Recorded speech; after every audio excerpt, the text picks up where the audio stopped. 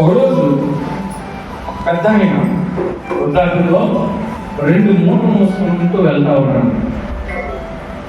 2 మూటలు మోసుకుంటూ వెళ్తా ఉంటే ఒక గ్రామం దగ్గరికి వచ్చిన తర్వాత, అయ్యా ఈ మూటలు నేను మొయ్యలేకపోతాను, ఎవరైనా హెల్ప్ చేస్తారా అని.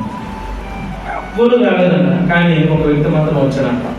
వచ్చి అదయ్య నేను హెల్ప్ చేస్తానండి, ఇవ్వండి అన్న. ఒక మూట ఇచ్చాడు.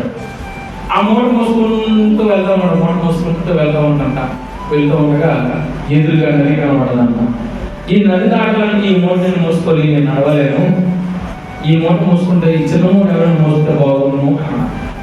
అయ్యో తాతయ్య నేను ఉన్నాను కదా, నేను మోస్తాను ఇవ్వు అన్నాడంట. అమ్మో ఈ మూటలో నాకు వజ్రాలు వైద్యులు అంతా నమ్ముంది, ఒకవేళ నువ్వు పట్టుకొని వెళ్ళిపోతే నువ్వు లేకపోతే చూసినాను చావైనా కష్టాలు, కానీ నీ డబ్బులు నిధితే పట్టుకొని వెళ్ళిపోతాను, నేను నమ్మకంగా ఉంటాను, ఆ డబ్బులు నాకు ఆ మూట నాకు ఇవ్వను. ఆ మూట పట్టుకొని నది దాటుతుండే కనుక ఒక ఆలోచన వచ్చింది. ఏం ఆలోచన వస్తుందంటే, ఈ మూట చూస్తే బాగుంది, ఈ మూట పట్టుకుని వెళ్ళిపోతే నాకు ఇంకా తిరిగి ఉండదు, నాకు ఎటువంటి కొరత ఉండదని చెప్పేసి ఆ మూటలు 2 పట్టుకొని కాలిపోయాడు. ముసలాయన కూడా చూస్తున్నాడట, అక్కడే నిలబడాడంట ముసలాయన. ఈయన ఏం చేస్తాడంటే ఈ మూట పట్టుకొని పరుగులెత్తు ఒక పెద్ద గృహంలోకి వెళ్ళిపోయి ఆ గృహంలో దూరి మొత్తం 2 మూటలు తీసాడంట. ఫస్ట్ మూట తీసాడంట, ఆ మూటలో ఏవో రాళ్ళు ఉన్నాయి. 2వ మూట తీసాడంట, ఆ మూటలో నాకు ఏమి లేదు, చిన్న చీటీ ఉన్నాను.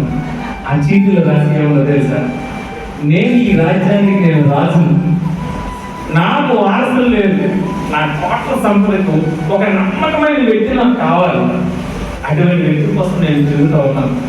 ఈ సీట్ ఎవరికైతే దొరుకుతుందో వాళ్ళు అదృష్టవంతులు కాదు.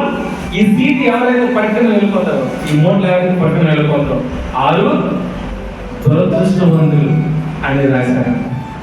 ఒకసారి ఆ నమ్మకాన్ని బట్టి గుండెలు కోరుకుంటూ ఏడ్చారు. అయ్యో ఎన్నాళ్ళు నమ్మకంగానే ఉన్నాను, ఇంతవరకు నమ్మకంగా ఉన్నాను, ఇంతవరకు ప్రభువులో నేను నమ్మకంగా ఉన్నాను, ఇప్పుడే నమ్మకం పోయింది, ఒక్క మూటను చూసి నమ్మకం పోయింది. గుండెలు పాల్గొని ఆ గృహంలో ఏడుస్తా ఉన్నారట. చూసారా ఏ మిస్ అయిపోయింది? ఆ మూటలు పట్టి వెళ్తానే మొత్తం రాజ్యాధికారం మిస్ అయిపోయింది. రాజు అయిపోయేవాడు, రాజు కొడుకులు లేరు, నమ్మకమైన వ్యక్తుల గురించి వెతుకుతా ఉన్నాడు రాజు. ఈరోజు ప్రభు కూడా నీతో మాట్లాడుతున్నాడు, నమ్మకమైనటువంటి వ్యక్తుల్ని ప్రభు వెతుకుతా ఉన్నాడు. ఎవరైతే నమ్మకంగా ఉంటారో వాళ్ళకట జీవకిరీటం, అందుకే అంటున్నాడు ఇక్కడ ప్రకటన 2:10, మరణం వరకు నమ్మకంగా ఉండము, నీకు నేను జీవకిరీటం ఇస్తాడంట. అర్థమవుతున్నమాట, జీవకిరీటం ఇస్తాను.